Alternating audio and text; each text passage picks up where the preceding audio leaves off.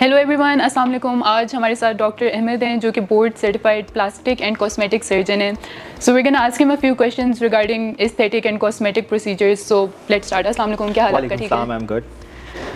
तो किस बारे में आज आप बात करना चाह रहे हैं? We're gonna ask you a few questions regarding body contouring, jawline और इस तरह acne, hair fall जो common मतलब के problems होते हैं लोगों के. We'll discuss one by one. So our first question is going to be, what non-invasive and invasive body contouring techniques do you recommend for achieving a flatter stomach? Okay, so for flatter stomach we have basically the invasive technique which is top of the line, that is liposuction. And if you have hanging skin तो उसमें हम prefer करते हैं tummy tuck. These are the top of the line procedures जिनके perfect results हैं. और उसके बाद non-invasive, I personally do not prefer them, but there are others like fat dissolving injection, fat freezing, radio frequency. What is fat freezing? Fat freezing is like there is a device which is attached to your abdomen और वो fat को freeze करके necrose कर देती है. उसके multiple sessions होते हैं. उसका एक साइड इफेक्ट है कि वो दोबारा से फैट आ सकता है और हाइपरट्रॉफी होके आ सकता है 30% of the time. So you wouldn't recommend that? So I do not prefer it. I prefer, because I'm a surgeon, so I would prefer doing something which gives long term results with perfect results. बिल्कुल बिल्कुल. अच्छा, दूसरा सवाल regarding body contouring is, what common side effects of these treatments are and how do you mitigate them? Okay. Liposuction as a whole is a very safe procedure, but still having said this, इसकी complications जो short term complication है, infection जैसे seroma या hematoma, that is totally manageable within a day or two.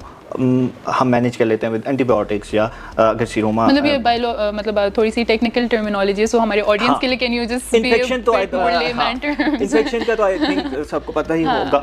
उसके बाद सीरोमा मतलब एक water का पॉकेट सा बन जाता है आफ्टर लाइपोसक्शन, तो उसको हम सिरिंज से निकाल देते हैं. अच्छा. अदरवाइज वो मेजर कोई इसके शॉर्ट टर्म कोई कॉम्प्लिकेशन नहीं.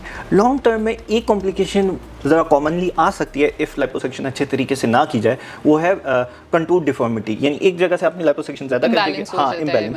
तो ये अगर इन गुड हैंड्स की जाए, प्रॉपर तरीके से की जाए, तो ये लॉन्ग टर्म कॉम्प्लिकेशन नहीं आती. Otherwise it's very very safe procedure. ठीक है. सो ये जो आप कह रहे हैं, ये मतलब डॉक्टर की साइड से इशू होता है या it has to do something with the patient as well? जो इन्फेक्शन है जिसका आप बता रहे हैं. नहीं, इन्फेक्शन हम अपनी तरफ से हर चीज़ को परफेक्टली करें, प्रॉपर ऑटोक्लेव करके चीज़ों को साफ सुथरा करके करें, फिर भी there is least amount of chance कि इन्फेक्शन हो सकता है. Very small chance, but there is small percentages को होता होगा, ज़्यादा नहीं है. ठीक है. How do you advise clients to maintain results post treatment? Very important question.